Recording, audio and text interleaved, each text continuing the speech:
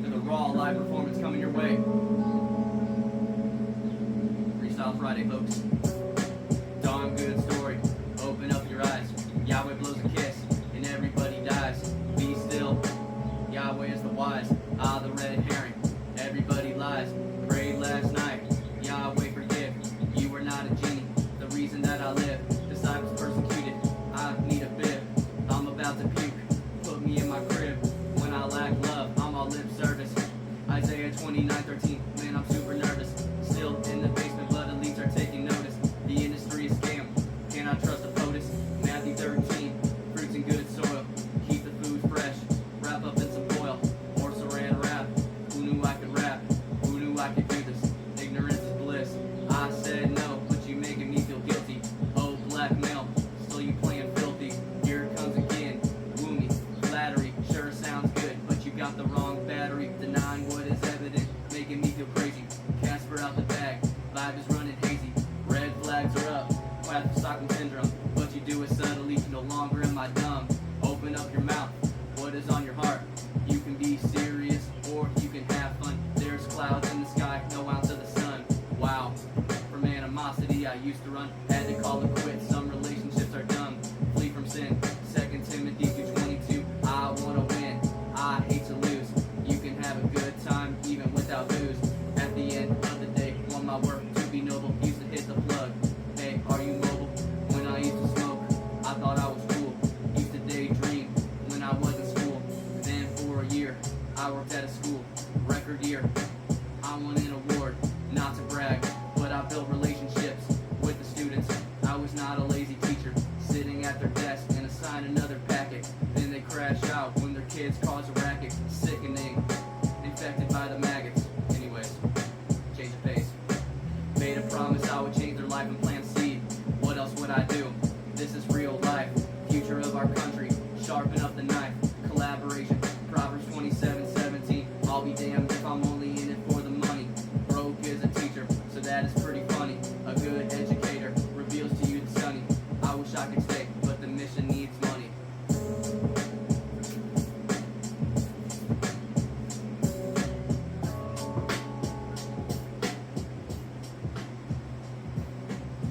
Full transparency, that was my second take. The first one I got about halfway through and I stumbled on a line, so second take.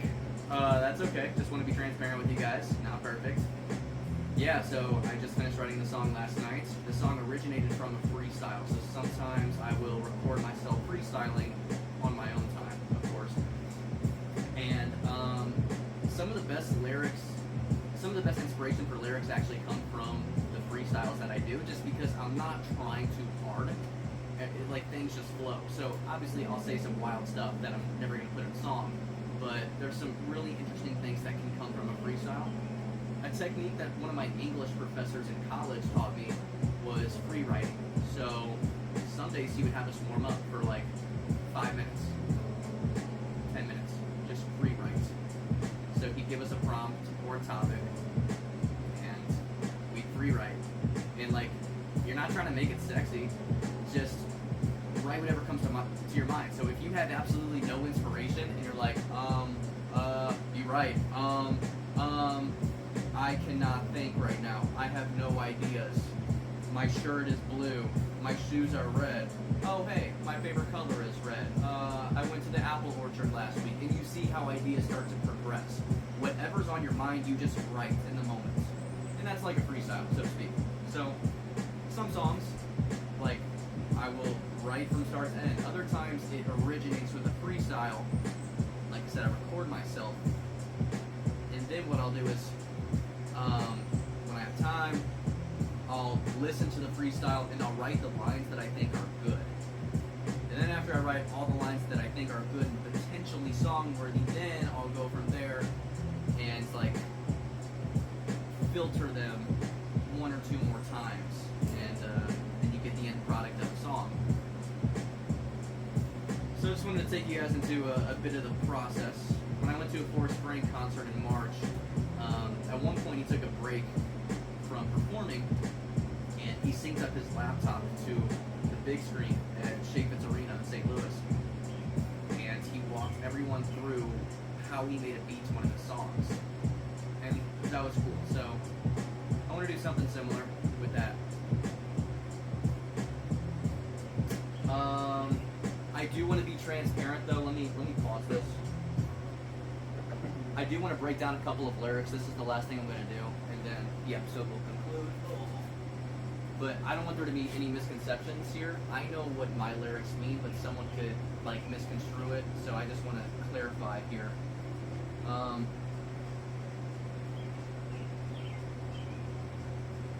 So at the very end of the song, I talk about how I like speak about the speak about the time when I was working at the school. I did it this past year, and that's not something that I will be doing for the following school year. And so I just want to take you through some of the lyrics here. Essentially what I'm trying to say is that when it comes to the education and the development of kids,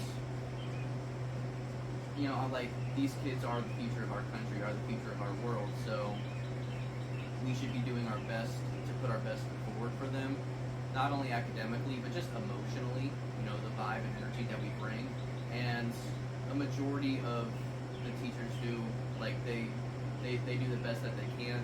Obviously, I did witness a few examples that, you know, you could step up a little bit, but I talk about handing out packets, and that's not, for the most part, that's not really the teacher. It's more so the system and standardized testing and stuff like that, because schools receive funding for higher test scores and stuff like that. So it's not. I don't want it to come off as if I'm like attacking other teachers per se. It's more so just the way that the system is operated, and they have to abide by that. But when I said the line, where is it? Sitting at their desk and assign another packet, then they crash out when their kids cause a racket. So then they crash out when their kids cause a racket. What I'm saying is, if you're the type of person that isn't engaging with your students and building relationships and having fun, interactive activities that keep them engaged and motivated and like, man, I want to sit in this class, I want to do this. If you're not engaging their interests, you don't have the right to get frustrated with them when then their behavior starts to get out of control or they're unmotivated. Like, you can't get upset with them. You have to engage their interests. They're kids. Like, think back to when you were a kid. I don't know, maybe schools have changed a lot since, you know, over the last few decades. But, and then the last thing here, when I talk about money, I believe that teachers do great work and do deserve to get paid a lot more. So when I say broke as a teacher, I'm not making fun of teachers. It's an incredible and noble profession. So I'm not making fun of teachers that, you know, and not all teachers are broke, but unless you have a wealthy spouse, like, you know, you're not packing money. And so, again, I believe teachers deserve to get paid a lot more. When I say broke as a teacher, so that is pretty funny. Like, as in, if you're a teacher, you're not doing it for the money. That's what I'm trying to say. If you go into education, you're not doing it for the money. So like, it's pretty funny if someone were to try to say that. That's what I mean. I'm not attacking teachers on that. A good educator reveals to you so many like a good teacher will reveal so many upsides to you. And I wish I could stay with the mission needs money. I love being a teacher, but financially I have to put myself in a better position. So that's where I'm coming from. Any comments? Love to hear it.